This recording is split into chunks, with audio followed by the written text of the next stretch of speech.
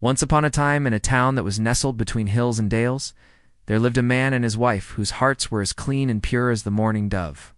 They were admired by everyone in the community, except, alas, for one small detail. They had no children. Wow, they longed to hear little footsteps in their home and to lull a little one to sleep with soothing words. But year after year, their wish remained ungranted. From the back window of their home, the woman often gazed into the garden next door. It was surrounded by a high wall and bursting with the most splendid herbs and plants. Among the flourishing greenery, her eyes were drawn to a patch of fresh, green rampion wild lettuce. It looked so tempting from where she sat. Now, this garden belonged to a powerful sorceress, who kept it locked up tight. Everyone in town feared her magic, and no one dared step foot inside. But the woman's craving for the rampion grew stronger each day, and soon she could think of little else. Time went on. Her desire grew unbearable. Alas, poor woman.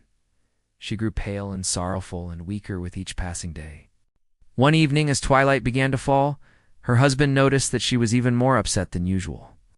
Her face was ashen and tears streamed down her cheeks. He went to her side and asked what troubled her. The heavy voice. She confessed that she would die unless she could taste the rampion. How could he help her? It was impossible to get past the sorceress's protective barrier.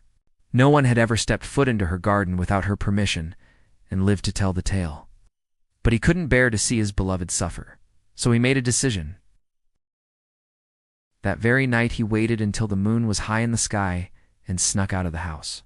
Under the cloak of darkness, he scaled the high walls surrounding the sorceress's garden and swiftly gathered a handful of the luscious green rampion.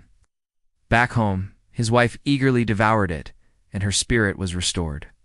But alas, her hunger only deepened, and he had to return for more. This time, however, he was caught. Out came the sorceress, her eyes flashing with fury. She accused him of theft and intrusion, and demanded to know why he trespassed in her garden, fell to his knees and begged for forgiveness, explaining that his wife was desperately ill, and that the rampion was the only thing that could save her. The sorceress considered his plea, and her anger softened a bit, but she was still very mad. "Very well," she finally said. "You can take as much rampion as you like. But in return, you must give me whatever child your wife bears. Do we have a deal?" The man, terrified but hopeful, agreed. When the baby girl was born, the sorceress appeared at once and claimed the child. She named Rapunzel and took her away deep into the forest, far from the town and her parents. As the years passed, Rapunzel grew into a girl of extraordinary beauty. When she turned 12, the sorceress locked her in a high tower with no doors and no stairs, only a tiny window at the very top. Whenever the sorceress wanted to visit, she stood beneath the window and called out, "Rapunzel, Rapunzel, let down your hair!" And Rapunzel would untie her long golden braids and drop them out the window, allowing the sorceress to climb up. For many years, Rapunzel lived in solitude, singing to herself in the stillness of the forest. One day, a prince riding through the woods heard her voice. Enchanted by her singing, he returned every evening just to hear her. After a while, he witnessed how the sorceress climbed the tower using Rapunzel's hair. The next evening, he called out, "Rapunzel, Rapunzel, let down your hair." And to his surprise, a young man appeared instead of the sorceress. Having never seen a man before, Rapunzel was at first frightened.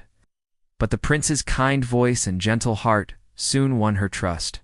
He told her how her singing had touched his soul, and she learned that he was a real prince.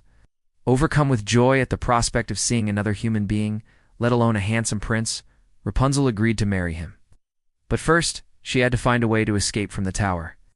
She asked the prince to bring a piece of silk each time he visited. When he brought it, she wove it into a ladder. And one day the ladder was finished, and she climbed down. When the sorceress arrived later that evening, Rapunzel let down the ladder and escaped into the forest. The sorceress waited in the tower for the prince. That evening, when he called for Rapunzel, the sorceress let down her own braid. He climbed up, only to be met with the sorceress's bitter fury. She told him Rapunzel was lost to him forever, then pushed him from the tower. The prince fell into a thicket of thorns and was blinded. And so he wandered blindly through the wilderness for many years, his heart aching with grief. But fate is kind to the faithful. One day in the same desert, he heard a familiar voice singing Rapunzel's voice. He followed the sound and found her there. As she rushed to him, her tears fell upon his eyes, and he was miraculously restored to sight. Together, they returned to his kingdom, where they lived happily ever after, never to be parted again.